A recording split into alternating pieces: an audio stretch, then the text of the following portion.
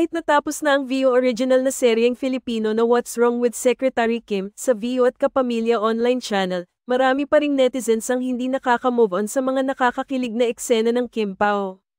Patuloy ang Viu Philippines sa pagbibigay ng mga behind the scenes na mga kilig moments ni Kim Chiu at Paulo sa palabas. Ngunit, ang pinaka-nakapukaw ng atensyon ng mga netizens ay ang kamakailang post ng Viu Philippines sa social media. Maraming netizens ang nagkomento na tila ito ay nagpapahiwatig ng totoong estado ng relasyon ni Kim Chiu at Paulo Avellino. Marami ang naiintriga sa mga galaw at pahayag ng dalawa, lalo na't ang kanilang on-screen chemistry ay talagang humantig sa puso ng mga tagahanga. Sa bawat episode, tila ang kanilang mga interaksyon ay umaabot sa labas ng telebisyon, na nagbigay inspirasyon at speculations tungkol sa kanilang personal na buhay. Ang mga fans ay hindi lang basta mga tagapanood, sila rin ay aktibong nakikilahok sa diskusyon sa social media, na nagpapahayag ng kanilang opinyon at mga haka-haka tungkol sa tunay na relasyon ng mga bida.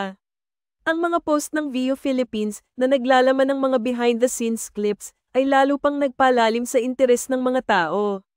Hindi may kakaila na ang serye ay nagtagumpay hindi lamang dahil sa kwento kundi dahil din sa mga tauhan at kanilang mga karakter. Si Kim Chiu at Paulo Avellino ay parehong kilala sa kanilang galing sa pag-arte, at ang kanilang pagsasama sa palabas ay nagbigay ng bagong dimensyon sa kanilang karera.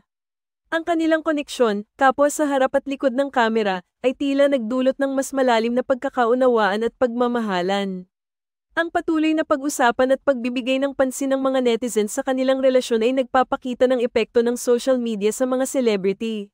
Minsan, ang mga post na tila nakakaaliw ay nagiging daan upang mas mapalalim ang interes ng publiko sa mga artista at sa kanilang buhay.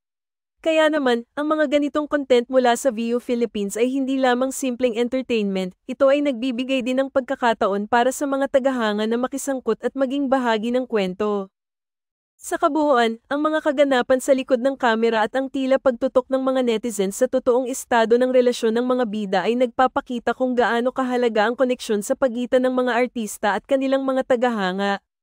Habang ang What's Wrong with Secretary Kim ay natapos na, ang mga alaala at kilig na dulot nito ay nananatili sa puso ng marami, at ang mga bagong developments sa buhay ng mga bida ay tiyak na patuloy na magiging sentro ng atensyon sa hinaharap. Ano ang sa inyo sa balitang ito?